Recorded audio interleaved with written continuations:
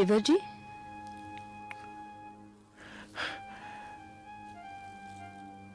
भाभी श्री आप?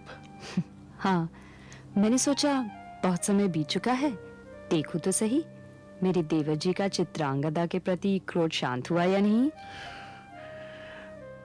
भाभी श्री केशव ने मुझे बड़े असमंजस में डाल दिया है। केशव ने केवल आपके विवेक को जगाया है। संदेह कभी-कभी बुद्धिमान व्यक्ति की बुद्धि को भी भ्रष्ट कर देता है। ये भूल किसी से भी हो सकती है। क्या आप किसी निष्कर्ष पे पहुंचे?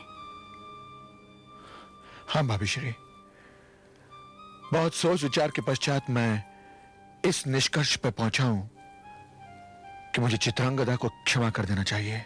क्या क्या कहा आपने देवर जी? तनिक फिर से तो कहिए।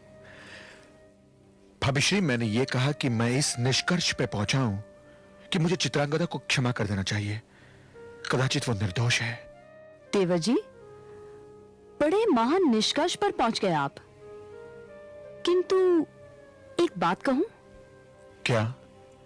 चित्रांगदा निर्दोष है, ये आपके लिए सूचना हो सकती है, चित्रांगदा के लिए नहीं, क्योंकि वो जानती है कि वो निर्दोष है।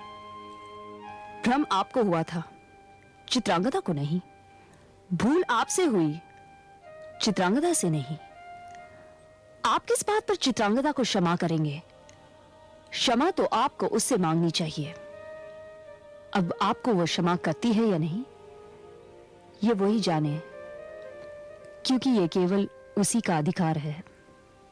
अत्याचार उस पर हुआ, अन्याय उसके साथ हुआ। आपका क्या? आप तो केवल एक साधारण पुरुष की भांति उसके गंगा जैसे पवित्र चरित्र को अपने गंदे लालचन से दूषित करके चले आए। अकारण तो मैंने उस पर कोई लांछन नहीं लगाया ना भाभी श्री। और यदि वो जानती थी कि वो निर्दोष है, तो फिर मेरे मांगने पर उसने उसका प्रमाण क्यों नहीं दिया मुझे? यही आपकी न्यायप्रियता? पुरुष का आरोप चाहे सच्चा हो या झूठा, अपने निर्दोष होने का प्रमाण स्त्री को देना ही पड़ता है।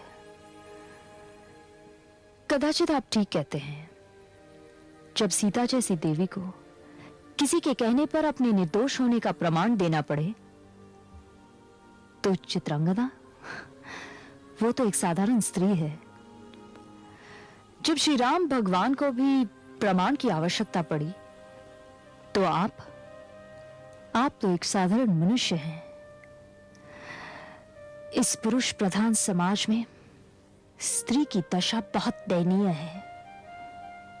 फल चाहे छुरी पर गिरे या छुरी फल पर, कटना तो फल को ही पड़ता है ना। किंतु मैं ये कैसे भूल जाऊं भाभी श्री, कैसे भूल जाऊं कि मैंने चित्रांगदा के कक्ष से किसी को बाहर निकलकर भागते देखा था। देवर जी, एक बात पूछूं? अवश्य पूछिए भाभी श्री। इस समय मैं आपके साथ इस कक्ष में अकेली हूं, और यदि मैं अपना हाथ आपके कंधे पर इस प्रकार धर दूं और कोई ये दृश्य देख ले और केशव से जाकर उल्टी सीधी बात कह दे, तो क्या केशव ये मान जाएंगे कि मेरी निष्ठा में खोट है? नहीं, कदापि नहीं। क्यों? क्योंकि केशव जानते हैं कि आप क्या हैं भाभी श्री। बस यही बात है देवर जी। केशव जानते हैं कि मैं क्या हूं, इसलिए वो मेरी निष्ठा पर संदेह कर ही नहीं सकते।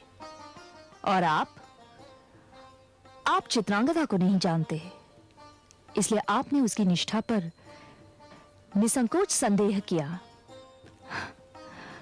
परंतु आप ये भूल गए कि चित्रांगदा ने आपके मिलने से पहले अपना जीवन बालक के वेश में बिताया। उसके अतीत में कभी कोई पुरुष रहा ही नहीं, और आपसे मिलने के बाद जब वो बदली, तो आप भी बदल गए। देवर जी, साधारण लोग तो आपको एक महावीर, एक महापुरुष समझते हैं। आप तो उनके लिए सज्जनता और उदारता का एक उदाहरण है। यदि आप ही अपनी गर्भवती पत्नी के चरित्र पर संदेह करेंगे, तो एक साधारण व्यक्ति अपनी पत्नी को जीने ही नहीं देगा।